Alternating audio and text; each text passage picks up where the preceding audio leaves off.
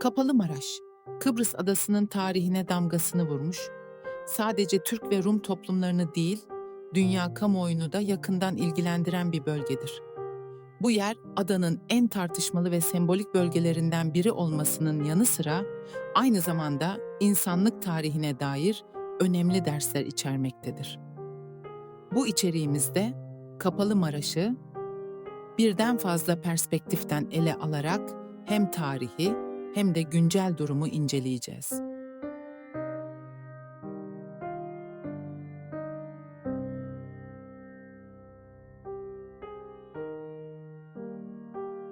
Kapalı Maraş, 1974 yılına kadar Kıbrıs'ın en lüks ve popüler tatil bölgelerinden biri olarak biliniyordu.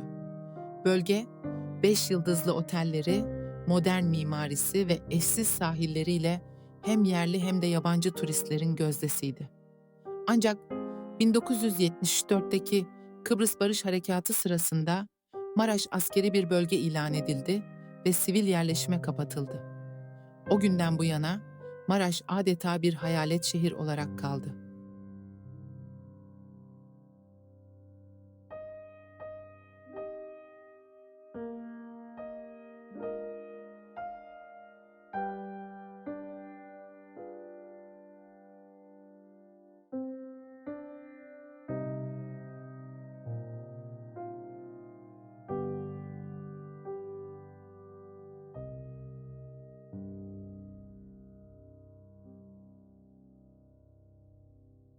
Türk tarafı için Kapalı Maraş, Kıbrıs Barış Harekatı'nın stratejik bir sonucu ve adadaki Türk toplumunun güvenliği için alınan bir önlem olarak değerlendiriliyor. 2019 yılında Türkiye ve Kuzey Kıbrıs Türk Cumhuriyeti, KKTC, Maraş'ın kademeli olarak açılması kararını aldı. 2020 yılında bölgenin bir kısmı ziyarete açıldı. Bu, Türk tarafında tarihi bir dönüm noktası olarak görüldü. Türk yetkililer, Maraş'ın açılmasının ekonomik kalkınmayı hızlandıracağını ve adanın birleşmesi için bir fırsat sunacağını savunuyor. Bölgedeki mülkiyet sorunlarının da uluslararası hukuk çerçevesinde çözülmesi gerektiği ifade ediliyor.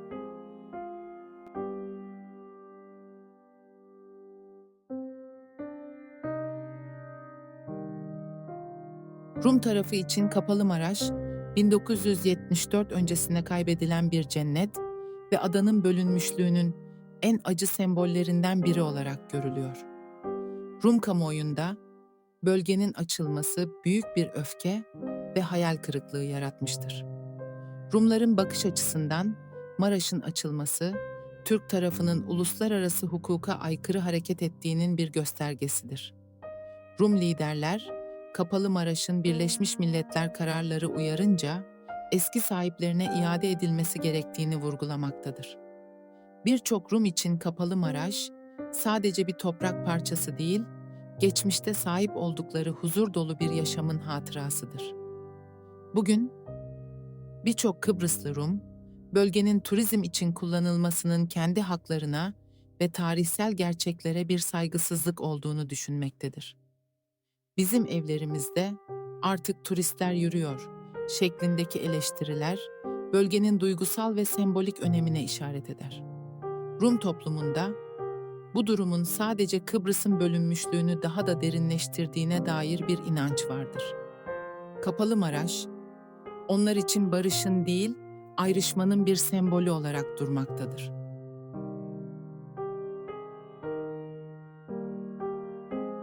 Kapalı Maraş, uluslararası toplumun da yakından takip ettiği bir konu olmuştur. Birleşmiş Milletler ve Avrupa Birliği, Maraş'ın statüsünün değiştirilmesinin Kıbrıs sorununun çözümünü zorlaştıracağını ifade etmektedir. Ancak Türk tarafı bu adımın uluslararası hukuka uygun bir şekilde atıldığını savunmaktadır.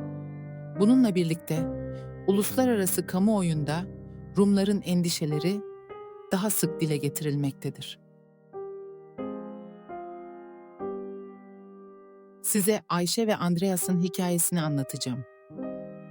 1974 yılının sıcak bir yaz günü, 8 yaşındaki Ayşe, babasının işlettiği Maraş'taki küçük bir otelin bahçesinde oyun oynuyordu.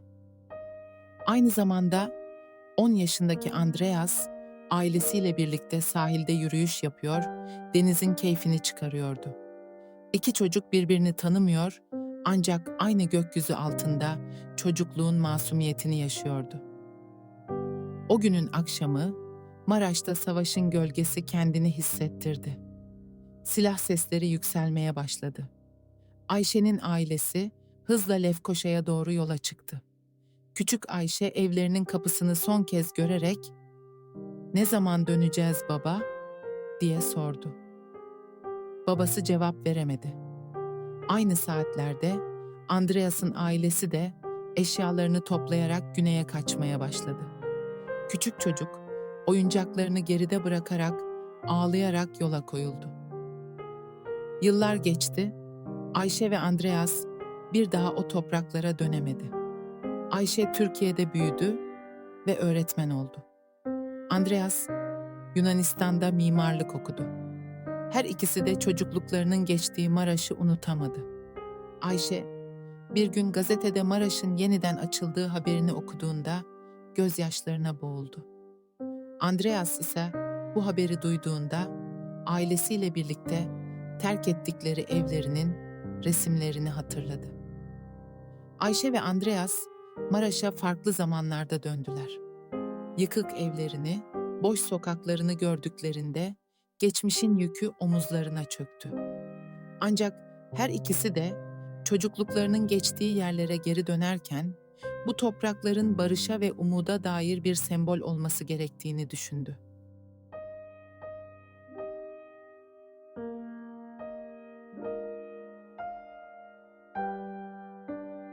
Odamın balkonundan dünyanın en tuhaf ve çarpıcı manzaralarından birine tanıklık ettim. Bu sadece bir hayalet şehir değil, tarihin, kayıpların ve çelişkilerin bir arada olduğu bir yerdi. Gecenin sessizliğinde bu karanlığa dalıp giderken, bu şehrin derin hikayelerine dair bir şeyler anlatma gereği hissettim.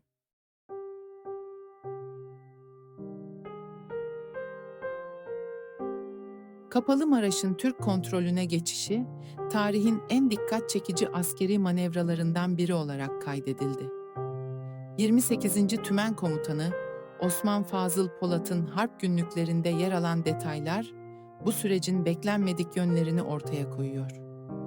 Polat'ın oğlunun, gazeteci Yılmaz Polat tarafından kitaplaştırdığı bu günlükler, Maraş'ın nasıl alındığına dair önemli bilgiler sunuyor.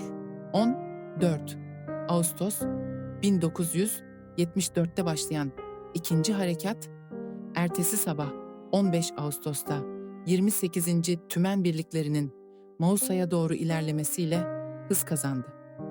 Aynı gün, Türk ordusu kale içinde sıkışmış olan Kıbrıs Türkleriyle birleşirken, Rumlar Maraş'taki evlerini hızla terk etmeye başladı. Saat 15 civarında Maraş tamamen boşaltılmıştı. O dönemde bölgeye dair Türk ordusunun planlarında Maraş'ın ele geçirilmesi öngörülmüyordu. Polat'ın harp günlüklerinde başlangıçta sadece Mausa'nın Türk kesiminin alınmasının hedeflendiği belirtiliyor. Ancak Polat, güvenlik gerekçesiyle Maraş'ın da ele geçirilmesi gerektiğini öne sürmüş ve inisiyatif alarak bu planı uygulamıştı. Bu kararla birlikte Maraş'ta harekatın parçası haline geldi. Maraş'ın alınmasıyla ilgili başka detaylar da dikkat çekiyor. İddiaya göre Londra'daki İngiliz ulusal arşivlerinde saklanan bir harita, harekat sırasında ele geçirilecek sınırların önceden belirlendiğini gösteriyor. Haritanın üzerinde bugünkü açık ve kapalı Maraş sınırlarının neredeyse birebir örtüştüğü iddia ediliyor. Bu, İngilizlerin harekat öncesinde detaylı bilgiye sahip olabileceği düşüncesini doğuruyor. Planlara göre Mausa'nın ikinci bir Lefkoşa gibi olması, şehrin ortasından geçen bir sınırla ikiye bölünmesi hedeflenmişti. Ancak Osman Fazıl Polat'ın inisiyatifiyle Maraş, bu senaryodan çıkarılarak Türk tarafının kontrolüne geçti. Bu adım, Maraş'ın pazarlıklarda önemli bir koz olarak kullanılmasının da önünü açtı.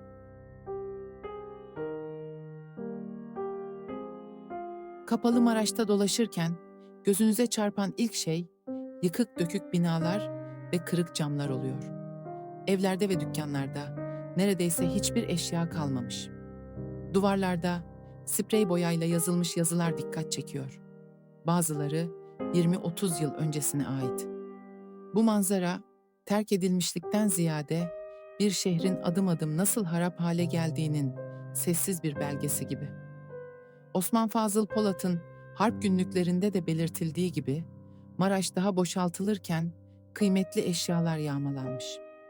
Ancak altın, pırlanta gibi taşınabilir değerli eşyaların alınmış olması bu denli büyük bir yıkımı açıklamaya yetmiyor.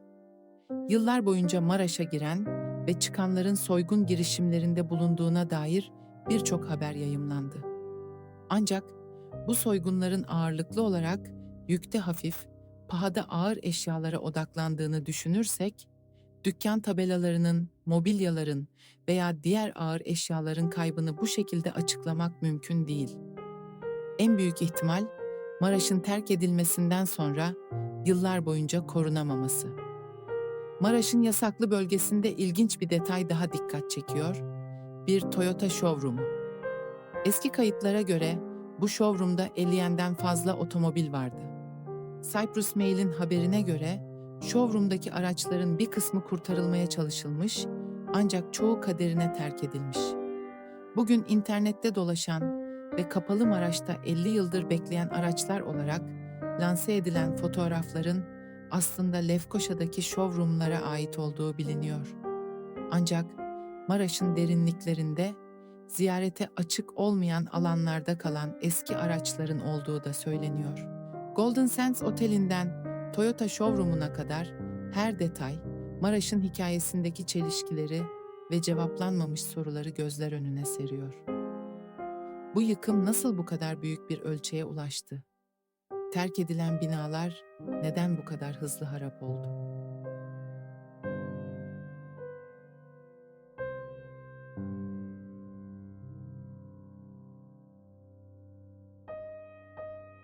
Bir şehir efsanesine göre buradaki bankalardaki para kasaları hala korunuyor. Söylentilere göre haftanın belirli günlerinde görevliler kasaları sayıyor ve kayıt altına alıyor. Ancak bu konuda hiçbir resmi kanıt yok. Kapalı Maraş'taki bankalar hakkında bir şeyler anlamak için Kıbrıs'ın parasal tarihine göz atmak gerekiyor. Kıbrıs Cumhuriyeti 2004 yılında Avrupa Birliği'ne üye oldu ve 2008'den itibaren Euro kullanmaya başladı. Ancak bu tarihten önce Kıbrıs lirası bölgenin resmi para birimiydi. 2008 itibarıyla tedavülden kalkmasıyla birlikte Kıbrıs lirası kağıt parçasından farksız hale geldi. Maraş'taki bankalarda bir zamanlar bu para biriminden bolca bulunduğu biliniyor. Kapalı Maraş'ta toplamda yaklaşık 20 banka şubesi vardı. Bugün hala gezilebilen alanlarda bu bankalardan bazılarını görmek mümkün. Örneğin Bank of Cyprus şubesi köşe konumda yer alan harap bir yapı olarak karşımıza çıkıyor. Ancak dışarıdan bakıldığında korunmuş ya da aktif bir şekilde gözetim altında tutulmuş gibi görünmüyor. Bank of Cyprus'un kendi tarihine dair dokümanlarda Maraş'taki şubelerinde 40.000 pound nakit ve değerli eşyaların olduğu ifade ediliyor. Ancak bu kasaların açılıp açılmadığı veya içindekilerin korunup korunmadığı halen bilinmiyor. Bu bilgiler 1974 sonrası dönemde bankaların büyük kısmının yağmalandığı ya da terk edildiği gerçeğini destekliyor. Bank of Cyprus'un birkaç metre yukarısında neredeyse hiç tahrip edilmemiş bir banka daha var. Barclays Bank. Kapıları, camları ve hatta gece kasa sistemi bile yerli yerinde duruyor. Ayrıca Kapalı Maraş'taki güvenlik kulübelerinden biri bu bankanın önüne konumlandırılmış durumda. Bu durum, İngiliz mülkiyetindeki Barclays Bank'ın tıpkı Golden Sands Oteli gibi bölgede yıkımdan kurtulan nadir yerlerden biri olduğunu düşündürüyor. 1973 yılında hazırlanmış detaylı bir harita, Kapalı Maraş'ın ne kadar kapsamlı bir şehir olduğunu ortaya koyuyor. Bankalar, oteller, okullar ve ibadethaneler gibi önemli yapıların bu haritada yer aldığı biliniyor. Ancak İngiliz arşivlerinde bulunduğu iddia edilen bu haritanın detaylarının neden ve nasıl saklandığı hala yanıtlanmayı bekleyen sorular arasında.